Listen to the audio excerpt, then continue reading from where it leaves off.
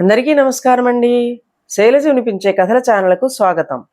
ఈరోజు మనం దొన్నలగడ్డ మార్కండేయులు గారు రచించిన పొగరుబోతు సిద్ధయ్య అనే కథను విందాం. ఈ కథ ఏప్రిల్ 1993 చందమామలో ప్రచురింపబడింది. చాలా కాలం క్రితం రాజన్నపేట అనే గ్రామంలో సిద్ధయ్య అనే ఒక పొగరుబోతు ఉండేవాడు. వాడెంత పొగరుబోతంటే కోపం వస్తే ఆఖరకు ఆత్మబంధువు లాంటి వారినైనా నానా తిట్లు తిడుతూ కొట్టేందుకు వెళ్ళేవాడు. వాడి ఈ దుష్ప్రవర్తనకు అలవాటు పడిన గ్రామస్తులు వాడంటే దూరంగా ఉండేవాళ్ళు.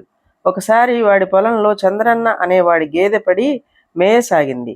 సిద్ధయ్య దాన్ని కర్రతో బాది చంద్రన్న ఇంటికి పోయి, ఒరేయ్ చంద్రన్న, నీ గేదె నా చేలో పడి సర్వనాశనం చేసింది.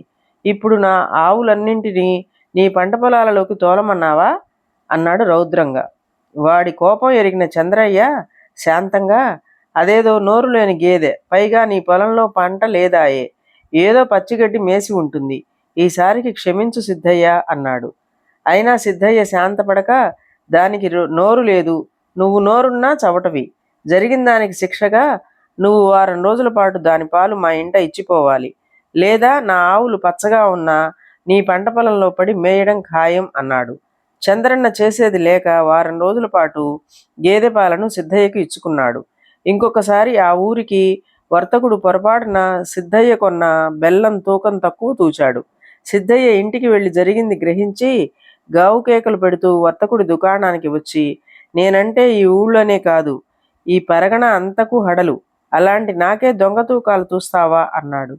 వర్తకుడు ఎంతో మర్యాదగా, అయ్యా సిద్ధయ్య, పొరపాటు అనేది ఎవరికైనా సహజం. నేను కావాలని నీ తక్కువ తోచలేదు.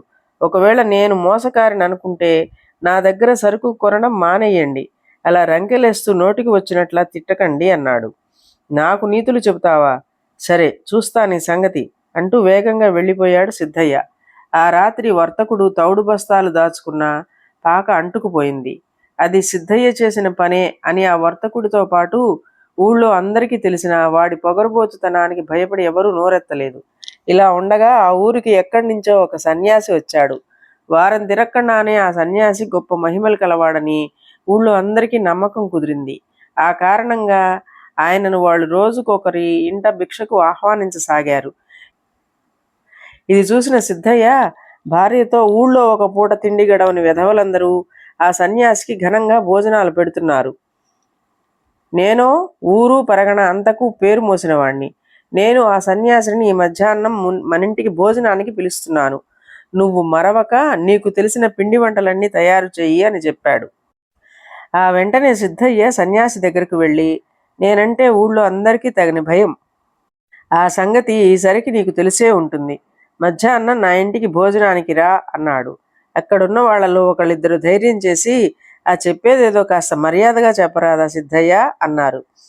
అయితే సన్యాసి వాళ్లతో, అందరూ నా దృష్టిలో సమానులు, నాకు ఎలా పిలిచారన్నది ముఖ్యం కాదు, నన్ను పిలిచిన వారింటికి తప్పకుండా భిక్షకు వెళతాను అన్నాడు. ఆహా, ఈ మతిమాలిన వెధకు బాగా చెప్పావు అని సిద్ధయ్య సన్యాసిని మెచ్చుకొని, నాకు ఏ పనైనా అనుకున్న వేళకు జరిగిపోవలసిందే, అందువల్ల సరిగ్గా 12 గంటలకు మా ఇంటికి రావాలి అని చెప్పి వెళ్ళిపోయాడు. సిద్ధయ్య చెప్పిన వేళకు సన్యాసి బయలుదేరబోతుండగా పాము కరిచిన వ్యక్తిని ఒకడిని అతని బంధువులు మోసుకొచ్చి ఆయన పాదాల ముందు పడవేసి మంత్రం వెయ్యమన్నారు. సన్యాసి వాళ్లతో, మంచి మనసుతో అందరికీ శుభం కోరుకోవటమే మంత్రం అని సంచిలో నుంచి విభూతి తీసి పాము కాటు తిన్నవాడి నుదుట పెట్టాడు. కొంతసేపటికి వాడు నిద్ర నుంచి లేచిన వాడలా లేచి కూర్చున్నాడు. ఇది ముగిసి సన్యాసి సిద్ధయ్య ఇంటికి చేరేసరికి 12 దాటింది. సిద్ధయ్య ఆయనకేసి పళ్ళు కొరుకుతూ చూసి, నాకు ఏ పనైనా అనుకున్న వేళకు జరిగిపోవలసిందే అని ముందే హెచ్చరించాను. నేను 12 గంటలకు భోజనం చేసేశాను, ఇప్పుడు 12:30, ఇక వెళ్ళు అన్నాడు. అతిథి నారాయణుడితో సమానం. భోజనానికి పిలిచిన అతిథి రాకుండా భోజనం చేయటం గృహస్థు చేయకూడని పని. జరిగిందేదో జరిగింది, అతిథిని పొమ్మని మరింత పాపం కట్టుకోకు అన్నాడు సన్యాసి. ఇది విని రెచ్చిపోయిన సిద్ధయ్య, నాకే నీతులు చెబుతావా అంటూ సన్యాసి చెంప మీద గట్టిగా కొట్టాడు. ఇది చూసిన వాళ్ళు కోపం పట్టలేక మూకుమ్మడిగా పోయి సిద్ధయ్యను కొట్టబోయారు. అయితే సన్యాసి వాళ్ళని ఆగమని, మనిషికి పొగరిపోతుతనం ఉండకూడదు, ఇతడికి ఆ భగవంతుడే బుద్ధి చెబుతాడు, నా మీద గౌరవంతో ఇతడిని వదిలేయండి అన్నాడు. సరిగ్గా సన్యాసిని కొట్టిన 6 నెలలకు సిద్ధయ్య కుడి అరిచేతిలో చిన్న పొక్కు లేచి క్రమంగా పెద్దదై భరించలేనంత బాధగా తయారైంది. పరీక్షించిన వైద్యులు అది రాచపుండని తేల్చారు. సిద్ధయ్య ఎన్ని వైద్యాలు చేయించినా పుండు మానలేదు. చివరికి వైద్యులు శస్త్రచికిత్స చేసి చెయ్యి తీసేయకపోతే మరెన్నాళ్ళో బతకవని సిద్ధయ్యకు చెప్పారు. ఇప్పుడు సిద్ధయ్యలో చావు భయం కొద్దీ కాస్త పశ్చాత్తాపం రేకెత్తింది. సన్యాసిని కొట్టినందువల్లే తనకి దుర్గతి ప్రాప్తించిందని వాడు గ్రహించాడు. అయితే ఇంతకాలంగా ఊరంతను హడలెత్తించిన తను శస్త్రచికిత్స చేయించుకొని మొండి చేత్తో తిరుగుతుంటే అందరూ హేళన చేస్తారని వాడికి బాధ కలిగింది. ఈ స్థితిలో సన్యాసి మరొకసారి ఆ ఊరు వచ్చి సిద్ధయ్యని గురించి వాకబు చేశారు. వాడి దీనస్థితి తెలుసుకొని ఒంటరిగా వాడిని చూడబోయి ఎంతో జాలిగా దయగా, సిద్ధయ్య ఎలా ఉన్నావు అని అడిగాడు. సిద్ధయ్య ఒక్కసారి బోరుమని, స్వామి ఇలా ఉన్నాను, మీరో దేవుడో నన్ను కఠినంగా శిక్షించారు అంటూ సన్యాసి పాదాల మీద పడ్డాడు. సన్యాసి వాడిని లేవనెత్తి, నాయనా, నీలో పశ్చాత్తాపం కలిగినందుకు నాకు చాలా సంతోషంగా ఉంది. ఎవరో కాదు, నీ పొగరుబోతుతనమే నిన్ను శిక్షించింది. ఏది ఆ చెయ్యి చాచు అని వాడి చేతిలో ఇంత విభూతి చల్లాడు. మరుక్షణం వాడి అరచేతిలో ఉన్న రాచపుండు మటుమాయమైంది.